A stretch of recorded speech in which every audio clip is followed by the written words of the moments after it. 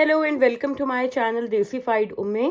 और आज कुछ दिल की बातें आपसे करूंगी क्योंकि कल किसी ने मुझसे पूछा था, किसी लड़की ने, कि आप ये बताएं कि मतलब पढ़ाई और बच्चे के साथ कैसे आप मैनेज करती हैं और हम कैसे मैनेज कर सकते हैं कि बच्चों के साथ हम आ रहे हैं तो पढ़ाई घर सब चीज़ें कैसे मैनेज होंगी, जॉब कब करेंगे, पढ़ाई कब करेंगे, कैसे होगा, और क्या क्या आपको यहाँ पर रिसोर्सेज अवेलेबल होते हैं हेल्प के लिए, वो भी मैं आपको आज बताऊंगी।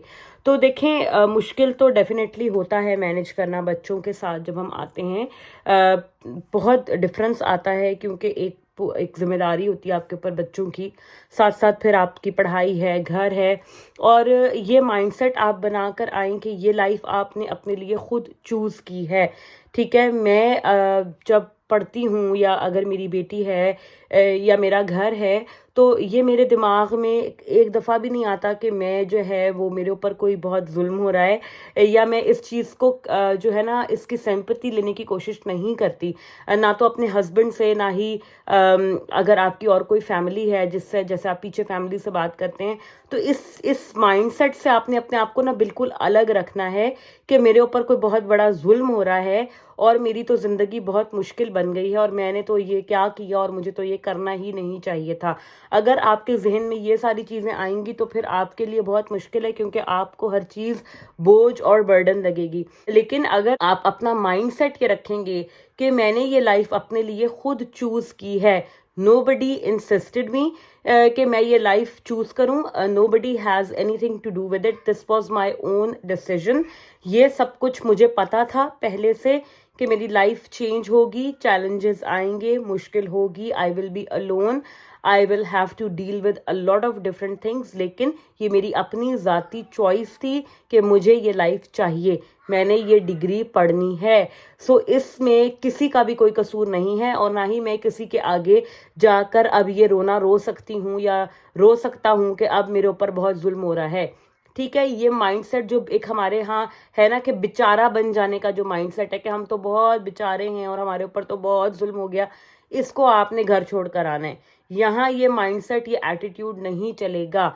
आपने अपने हस्बैंड के साथ, या अगर हस्बैंड पढ़ रहे हैं तो आपने अपने वाइफ के साथ, जो दोनों जो मियाँ बीवी हैं, उनको आपने ये मियाँ बीवी वाली चीज़ को भूल के आप ये समझें कि आप एक टीम है। ठीक है, अगर आप दोनों एक दूसरे की मदद करेंगे तो ही दोनों ऊपर जाएंगे। अगर दोनों एक दूसरे को लेग पुलिंग करते रहेंगे, एक दूसरे की गलतियां खामियां ढूंढते रहेंगे, तो फिर आप लोग you will and up nowhere. तो ये आप सोच के चलें कि एक की कामयाबी दोनों की कामयाबी है और एक की नाकामी दोनों की नाकामी है, because you are acting as partners, as a team here. एक दूसरे की सपोर्ट के बगैर आप लोग यहाँ पर कुछ भी नहीं कर सकते। अगर आपकी वाइफ पढ़ने के लिए आ रही है तो जितने भी हस्बैंड्स हैं उन्हें मैं ये कहूँगी कि बेसिक थोड़ा बहुत घर का काम सीख कर आएं, और अगर सीख कर नहीं भी आते तो यहाँ आकर कोशिश करें कि आप बढ़ चढ़ कर पार्टिसिपेट करें।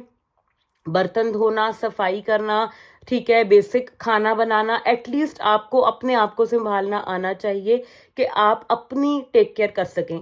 ठीक है, क्योंकि लड़कियां यहाँ पर जो मुझे परेशान होती हैं, पूछती हैं, तो मैं आपको सच्ची बात बताऊं कि आप अपने ओन पे सब कुछ मैनेज नहीं कर सकते अगर आपका पार्टनर सपोर्टिव नहीं होगा। तो पार्टनर की सपोर्ट से ही आप लोग यहाँ पर फ्लरिश कर सकते हैं, अपनी पढ़ाई पूरी कर सकते हैं। ठीक है, कि अगर किसी दिन आपको ज़्यादा देर यूनिवर्सिटी में बैठना है, अगर आपको ज़्यादा देर पढ़ना है, तो आपको ये टेंशन ना हो कि पीछे मेरे घर का क्या हो रहा होगा, मियाँ ने खाना खाया होगा या नहीं खाया होगा, बच्चे को देखा होगा या नहीं देखा होगा। आपको वो ज़हनी सुकून हो कि मेरा मियाँ या मेरा शौहर घर पर है and everything is all right, क्योंकि वो घर पर मौजूद है तो वो सब कुछ कर लेगा।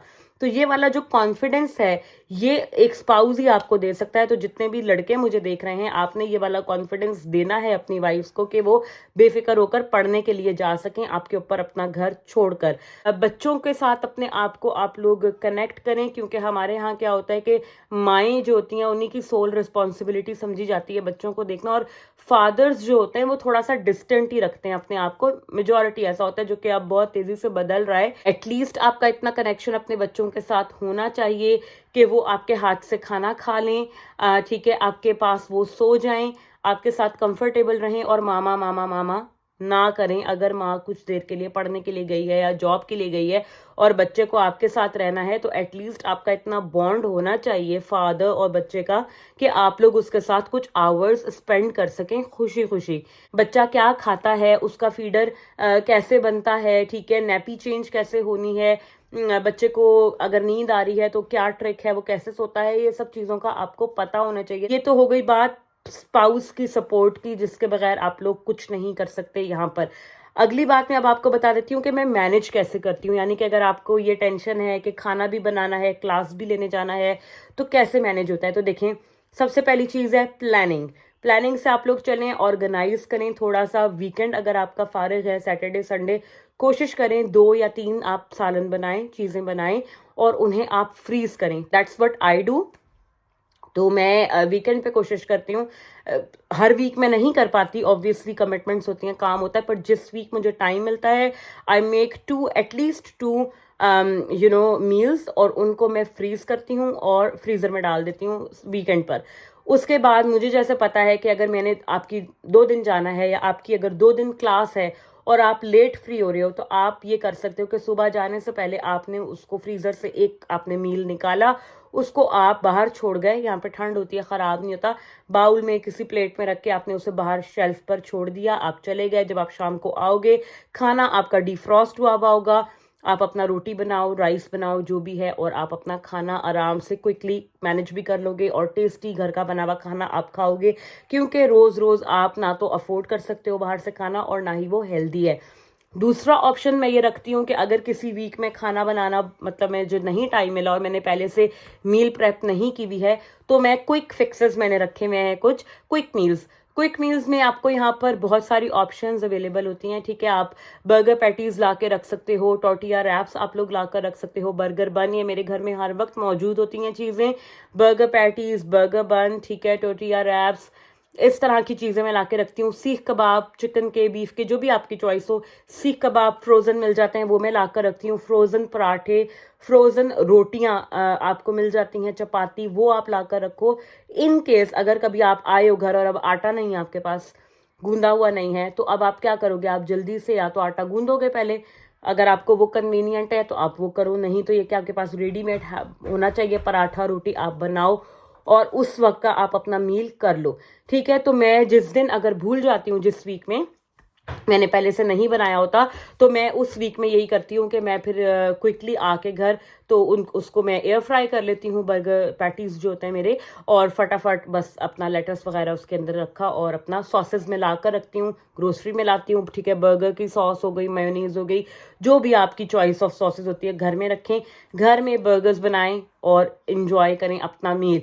फ्रेंच फ्राइज कटे कटाए बच्चों के लिए भी बड़ों के लिए भी मिल जाते हैं, बड़ा पैकेट लाएं, फ्रीजर में रखें, जब ज़रूरत हो निकाला और बना लिया, ठीक है। यहाँ पर फ्रोज़न चीज़ें आपको इतनी ज़्यादा हेल्दी और अच्छी मिल जाती हैं कि आपका मील उसी से ही तैयार हो जाता है, ठीक है। फिर मैं अगर मुझे टाइम मिला और अगर आप लोग इंटरेस्टेड हुए, तो मैं आपके साथ जो मेरे क्विक फिक्स मील्स होते हैं जो ड्यूरिंग वीक डेज जब मैं ऑफिस जाती हूँ, तो घर आकर मैं किस तरीके से मैनेज करती हूँ, क्या क्या मील्स मैं बनाती हूँ, वो मैं आपके साथ कभी रेसिपीज भी शेयर कर दूंगी अगर आप इंटरेस्टेड होंगे। उसके बाद पढ़ाई का टाइम कैसे मिलता है, तीसरा सवाल मुझसे उन्होंने ये किया था कि आप मैनेज कैसे करती हैं पढ़ाई। तो देखें, ये टोटली आपकी अपनी लाइकिंग है कि आप इसे कैसे मैनेज करना चाहते हो।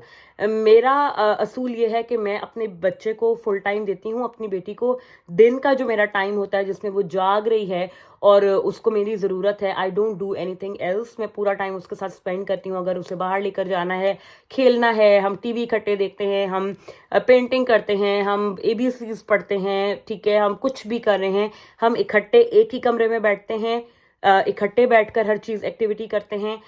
वो मेरी एक्टिविटीज़ में पार्टिसिपेट करती है, मैं उसकी एक्टिविटीज़ में पार्टिसिपेट करती हूँ, so that doesn't give me time to study during the day. तो मेरा रूटीन ऐसा है बिकॉज मैं उसके टाइम पर कॉम्प्रोमाइज़ नहीं कर सकती, that's my personal preference and choice. आप अपनी पसंद से करें, मैं आपको अपना रूटीन बता रही हूँ।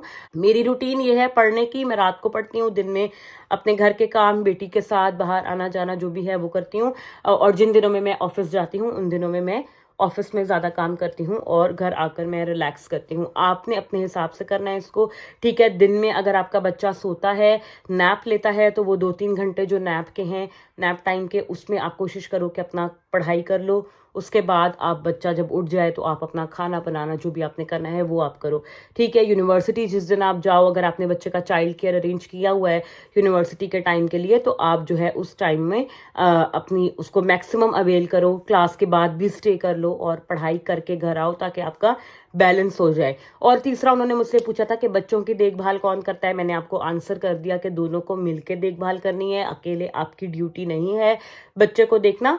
और जब आप क्लास ले रहे हो तो ऑब्वियसली आपको बच्चे के लिए कोई डे केयर अरेंज करना होगा। आइडियली तो यही किया जाता है, क्योंकि आपके हस्बैंड अगर काम पर हैं और आप पढ़ाई करने गए हो तो बच्चे को आपको डे केयर में ही छोड़ना पड़ेगा। यहाँ पर रूल्स ये हैं कि 12 साल से कम उम्र बच्चे के सर पे आप किसी और बच्चे को घर में छोड़कर नहीं जा सकते, और ना ही 12 साल से कम उम्र बच्चे को आप अकेला घर में छोड़ के जा सकते हो। तो इसलिए अगर आपके बच्चे 12 साल से छोटे हैं, चाहे जितने भी हैं, या चाहे वो बहन भाइयों को संभाल भी लेते हैं, लेकिन उन्हें आप अकेले छोड़कर नहीं जा सकते। आपको उन्हें किसी चाइल्ड माइंडर के पास या नर्सरी में ही छोड़कर जाना होगा। कोशिश करें अपनी तरफ से पूरी, बाकी अल्लाह पर छोड़ दें, अल्लाह ताला बेहतर करने वाला है, इंशाल्लाह आपके लिए भी अच्छा होगा। स्ट्रांग बनकर आएँ, जिम्मेदारियां उठाने वाले बनकर आएँ, ठीक है। यहाँ पर आपको आकर बड़ा होना ही पड़ता है, आप अपने पेरेंट्स के छोटे बच्चे नहीं रह जाते जब आप यहाँ आते हो। तो सो you have to be strong and mentally prepared for what you are going into, and always remember that this lifestyle is your own choice, nobody has forced you to do that। तो इसलिए उसको खुशी खुशी accept करें, उसके challenges को accept करें। और ये विचारगी का जो एक हमारे यहाँ होता है कि हाय हम तो आके यहाँ रो रहे हैं और मर रहे हैं, इसका कोई फ़ायदा नहीं है। तो इसलिए कोशिश करें कि खुशी खुशी हर काम करें, अल्लाह ताला आपके लिए अच्छा करे, बहुत आसानियाँ पैदा हों। Make good choices, make wise decisions, do subscribe, like and share my content. See you guys soon in another video. Bye bye.